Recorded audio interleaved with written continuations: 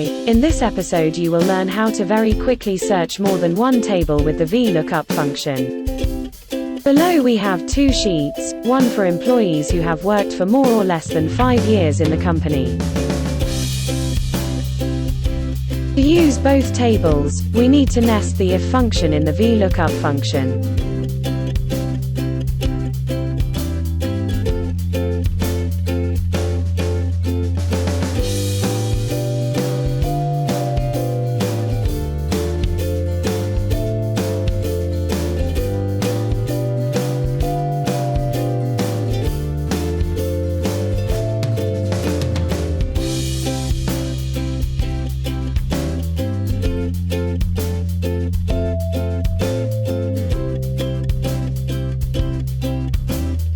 If this video helped you solve a problem or you learned something new from it, please leave your thumb up.